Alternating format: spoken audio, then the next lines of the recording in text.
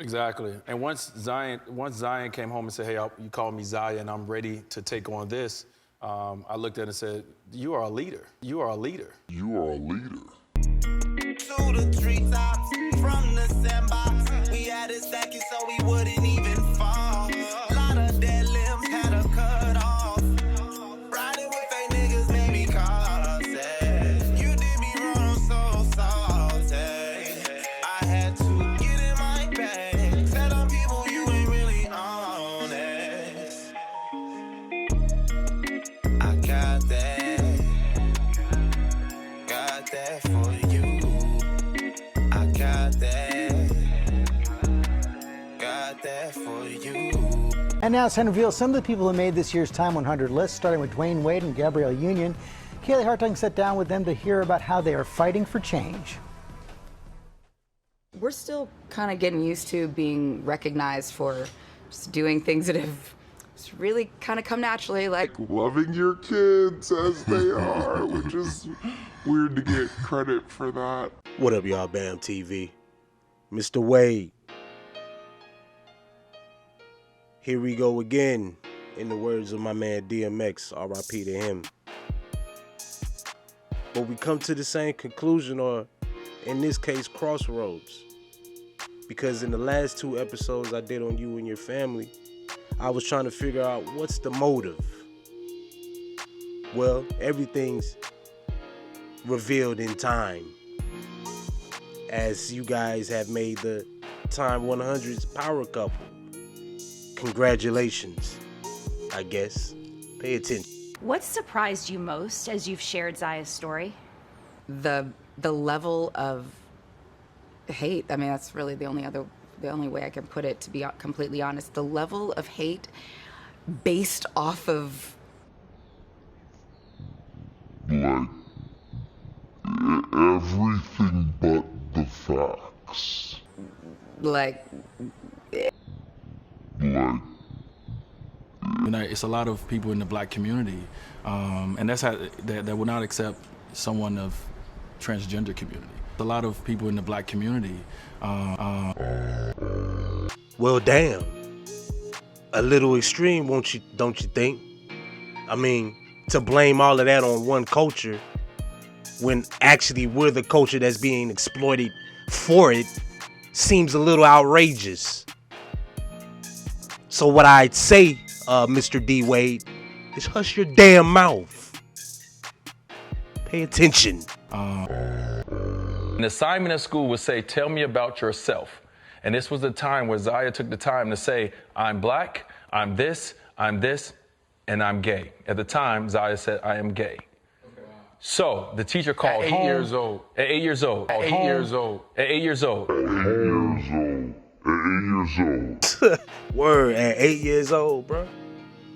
Real question here, man. At 8 years old, did any one of you guys knew what you were trying to be and what you wanted to be at 8 years old? Did you understand what life was? The only things that you understood is what your parents told you. And I want that to sink in your head real quick.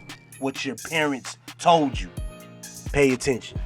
Just be true to yourself, because are you really even, like, it's what's the point of being on this earth if you're going to try to be someone you're not? Just be true to yourself, because are you really even, like, it's what's the point of being on this earth if you're going to try to be someone you're not, Just today, the judge did, his lawyer found a motion and said he wanted to enforce a settlement. And I said, well, there's no settlement. I didn't agree to anything. So what settlement is he even talking about?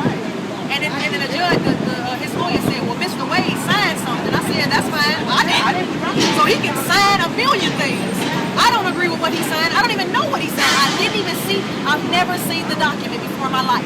And they're telling me that my lawyer went and agreed to it. And so the judge is saying, well, Ms. Wade, I'm going to have to make a decision whether I should force you to take that agreement, even though you're saying you don't agree. He told me he's going to decide on Monday. And in that agreement, it's telling me that I don't have the right to speak. Woo! So get ready, because I'll be under arrest again. The judge is saying, well, Ms. Wade, I'm going to have to make a decision whether I should force you to take that agreement, even though you're saying you don't agree. To take that agreement, even though you're saying you don't agree. agreement is telling me that I don't have the right to speak. And in that agreement is telling me that I don't have the right to speak. And in that agreement is telling me that I don't have the right to speak. Well, Mr. D. Wade, wows. Looks like you trying to shut people up and force them to do whatever it is that you want them to do. Like your daughter's son, right? Here it is, your baby mama is on the street of Chicago, out here. It's to the point where it's that bad that she had to go get her a little poster from the Dollar Tree and get out here in these streets to embarrass you. But looking at this picture here, brother, look like you can do that by yourself. Pay attention. Judge is saying, well, Miss Wade, I'm going to have to make a decision whether I should force you to take that agreement, even though you're saying you don't agree. He told me he's going to decide on Monday. And in that agreement is telling me that I don't have the right to speak. Woo! So get ready. What will cause you years later to actually file a lawsuit against her?